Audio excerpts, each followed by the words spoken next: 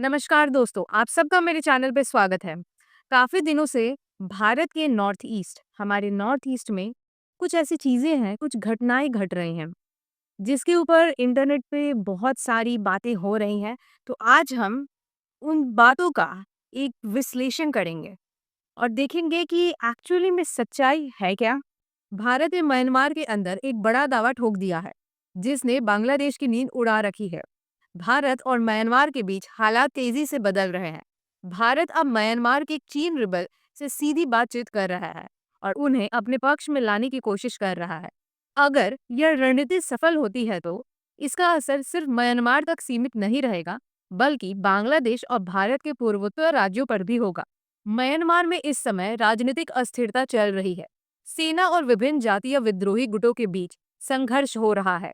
भारत लंबे समय से इस इलाके में शांति और स्थिरता बनाए रखने की कोशिश कर रहा है, लेकिन अब उसने अपनी राजनीति में बदलाव किया है।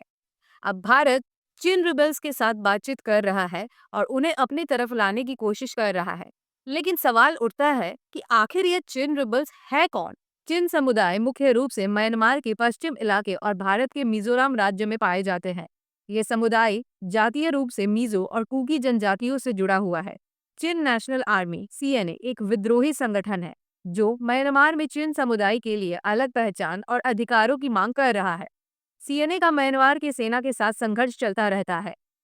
भारत की सुरक्षा एजेंसियों को ये समझ आ गया है कि अगर वह चिन रिबेल्स को अपने पक्ष में कर लेते हैं तो इससे पूर्वोत्तर की सुरक्षा मजबूत होगी और म्यांमार में भारत की स्थिति भी बेहतर हो जाएगी। हाल ही में मिजोरम के एक सांसद पैदल सीमा पार करके म्यांमार के कैंप विक्टोरिया पहुंचे, जहां उन्होंने चिन रिबेल्स के नेताओं से मुलाकात की। यह मुलाकात भारत की नई रणनीति का हिस्सा था। इस बातचीत के दौरान चिन रिबेल्स को दो विकल्प दिया गया। पहला, या तो भारत के साथ जाएं और सहयोग करें। दूसरा, या तो फिर वो भारत से अलग हो जाए और म्यांमार की सेना के खिलाफ अकेले लड़े। मिजोरम के मुख्यमंत्री ने भी इस बातचीत का समर्थन किया है। मिजोरम में चिन समुदाय के लिए सहानुभूति पहले से ही है, क्योंकि वहां पहले से ही बड़ी संख्या में चिन शरणार्थी रह रहे हैं। भारत के पूर्वोत्तर राज्यों में भी कई जाति समुदाय अपनी पहचान बनाए रखना चाहते हैं। त्रिपुरा में ग्रेटर त्रिपुरा की मांग उठ रही है। मिजोरम में ग्रेटर मिजोरम का सपना देखा जा रहा है। मणिपुर में कुकी लैंड की मांग उठ रही है और चमका समुदाय भी अपना अलग पहचान चाहता है। भारत अब इन समुदायों को एक साथ लाने की योजना बना रहा है। अगर चिन रिबेल्स भारत के समर्थन में आ जाते हैं तो भविष्य में भारत पूर्वोत्तर में एक नया राज्य भी बना सकता है, जिसे ग्रेटर मिजोरम या जोलैंड कहा जा सकता है। भारत ने हाल ही में मणिपुर और मिजोरम में नए गवर्नर नियुक्त किए हैं।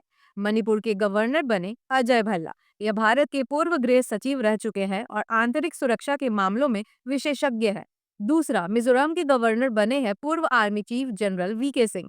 सेना और रणनीति के मामले में ये काफी अनुभवी हैं। इन दोनों नियुक्तियों से साफ हो जाता है कि भारत ने पूर्वोत्तर में एक बड़ा प्लान तैयार किया है और इसे लागू करने के लिए अनुभवी अधिकारियों को तैनात किया गया है। अब इसका असर बांग्लादेश पर भी पड़ने वाला है। बांग्लादेश में चिटगंग हिल ट्रैक्स नामक एक इलाका है जहाँ चकमा और कुकी समुदाय रहता है। अगर म्यांमार के चिन रिबेल्स भारत के साथ जुड़ते हैं तो बांग्लादेश के इन समुदायों पर भी असर पड़ेगा। बांग्लादेश के पूर्व प्रधानमंत्री शेख हसीना पहले से ही कह चुकी है कि अमेरिका दक्षिण एशिया में क्रिश्चियन फ्रेंडली क्षेत्र बनाना चाहता है। अब ऐसा लग रहा है कि भारत इस योजना को अपने हिसाब से लागू कर रहा है। अगर बांग्लादेश के आदिवासी समुदाय भारत की ओर झुकते हैं तो इससे बांग्लादेश की सुरक्षा और स्थिरता पर असर पड़ेगा। भारत ने जो यह बड़ा प्लान तैयार किया है उसके मुताबिक चिन रिबेल्स भारत के समर्थन में अगर आ जाते हैं तो भारत के पास कई नए विकल्प होंगे, जैसे कि पूर्वोत्तर में जातीय एकीकरण को बढ़ावा देना।